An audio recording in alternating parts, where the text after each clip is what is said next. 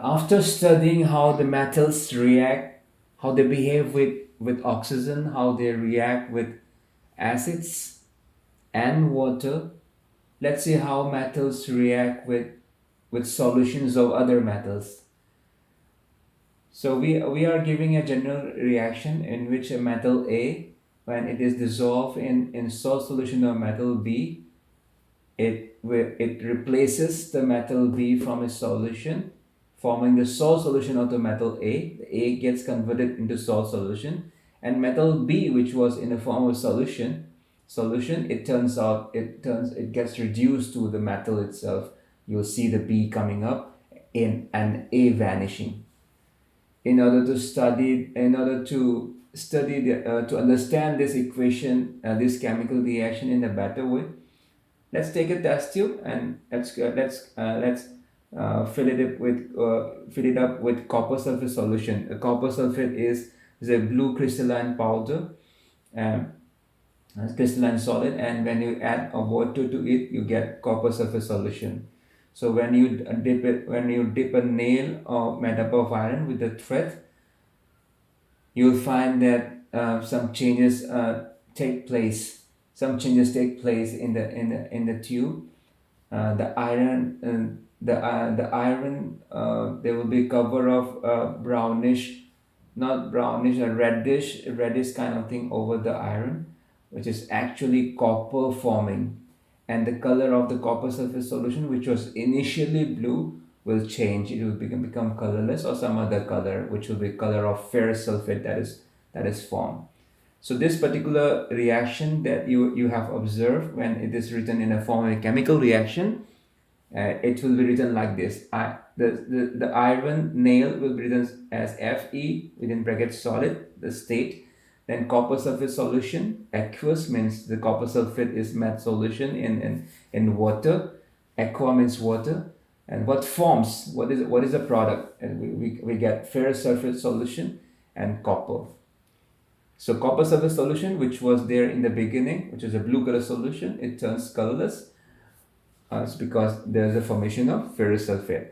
And the iron, which was there initially, it gets covered with the copper all over it. So there's a formation of copper, which was earlier present as a copper ion in the solution. It gets deposited over the iron.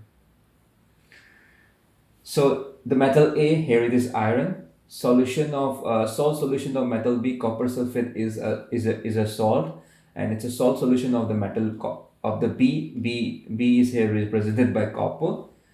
And what we get a salt solution of the metal A. We get iron sulfate, that is iron is A, and copper, which was present as an iron, it gets reduced and it forms the metallic copper, which is in solid state, and gets deposited over the iron.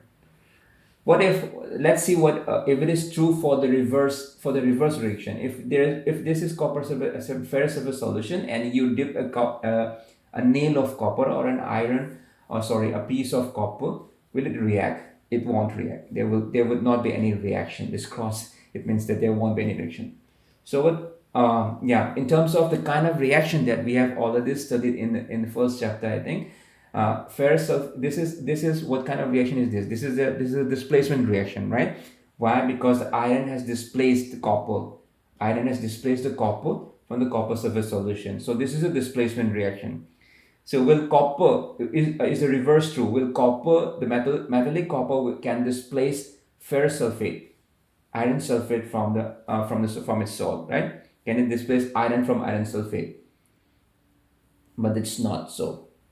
So that means the reactivity of iron and copper are different, and by doing so, we can make an arrangement of different metals according to their reactivity. One which is most reactive will keep at the top, and when one which is the least reactive will keep at the bottom. So potassium is the metal which is called the highest reactive, which is the most reactive metal, and the least reactive metal is gold. So this series of in this way, rearranging the metals according to their reactivity, or according to their activity, or according to their ability to displace the metals, to solve solution to the metal, we are getting a list of metals.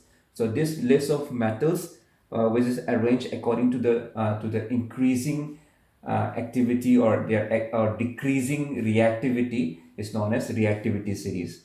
So just remember, potassium is at the top and copper is at the sorry, coal is at the bottom. That means coal is the most unreactive, is the least reactive metal. That's why when we wear jewelries of gold and it doesn't get nothing get deposited over the gold, that means that's not reactive. Gold is not reactive with water. It's not reactive with salt of any other solution. It will not displace any other metal salt metal salt solution. That means potassium will displace the salt solution of all the metal salts below it. Sodium will displace all the metal salt below it. Zinc will displace all the metal salt below it. Iron will displace all the metal salt below it. Hydrogen will displace all the metal salt below it. But what about, so now let's look at this one, iron and copper. That means iron is more reactive than copper. So iron can displace copper, not the reverse. Copper cannot displace iron from its salt solution. That means iron is displacing copper. That means iron is more reactive than copper. So we will place iron above the copper in the reactivity series. Fine. So what about this one? Will potassium be able to displace sodium from its salt solution? Yes. But what about the reverse? Will sodium be able to displace potassium from its salt solution? No. Why? Because sodium is less reactive than potassium, or sodium is kept below potassium in the reactivity series. Fine. So in that way, we can predict whether the displacement reaction will happen or not. Because for example, this one in here, copper and iron sulfate, copper will not be able to displace iron. Why? Because copper is less reactive than iron. See, in the reactivity series, copper is below iron. So copper will not be displaced any of the metals which are above it. Right?